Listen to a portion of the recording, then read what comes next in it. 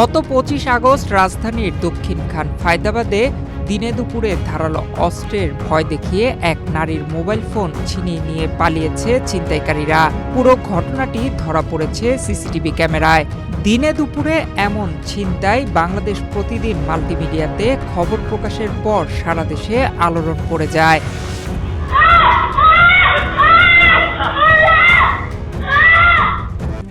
RICL TMX, যুগের পর যুগ স্থাপনা থাকে মজবুত। অবশেষে দেখা মিলল ছিনতাইয়ের শিকার হয়ে মোবাইল ফোন হারানো ভুক্তভোগী নারীর সাথে। পোশাক কারখানায় চাকরি করা রত্না নামে ওই নারী জানান তার ফোনের দাম ৯,০০০ টাকা।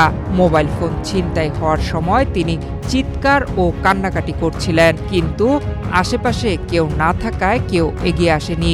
ছিনতাই হওয়ার পর ভয় আতঙ্কে পোশাক কারখানায় গিয়ে ১ ঘন্টাও কাজ করতে পারেননি তিনি। এখন তিনি ছিনতাই হওয়ার রোড দিয়ে না গিয়ে অন্য রোড দিয়ে কারখানায় কাজ করতে যান। তখন কি মনে হয়েছিল কিনা যে আসলে ফোন যাক অন্তত আপনাকে যেন তারা না মারে? হ্যাঁ, আমি ওরকম ভাবে চিৎকার করতেছিলাম, কান্নাকাটিও করতেছিলাম। পরে অফিসে আমি কাজ করতে পারিনি, ১ ঘন্টা পরে বসাছিলাম অফিসে। পরে স্যারেরা জিজ্ঞাসা কি হয়েছে, পরে আমি বলছি এরকম। এই যে এখন যে আপনি আসলেন, আজকে কি এই রুট দিয়ে আসলেন কিনা? না, আমি এই রুট দিয়ে আসি নাই। আজকে সকালবেলা যাওয়ার সময় আমি ঘুরে গেছি, আসার সময় ঘুরে আইছি।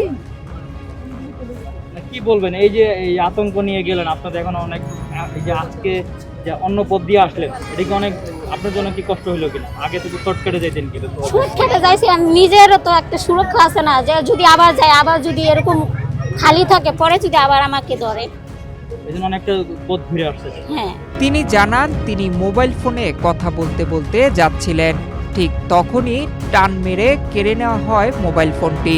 চিৎকার করলে ছিনতাইকারীর সহযোগী তাকে ছুরি মারার ভয় দেখায়।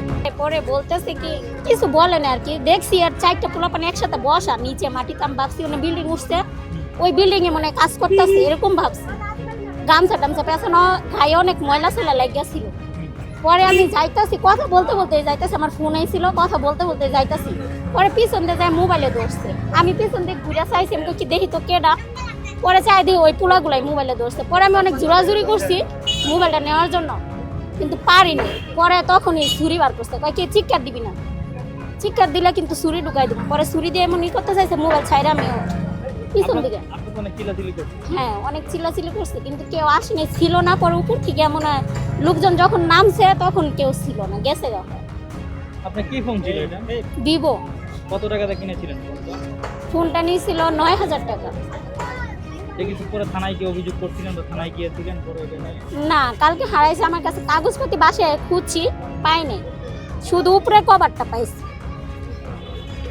কি করেন আপু? চাকরি করি গার্মেন্টসে। কি নাম আপনার? রত্না। ছিনতাই হওয়া মোবাইল ফোনের কাগজপত্র না থাকার কারণে মামলা করতে পারেননি ভুক্তভোগী নারী।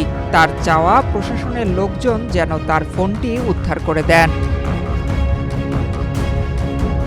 নয়ন বিশ্বাস, বাংলাদেশ প্রতিদিন।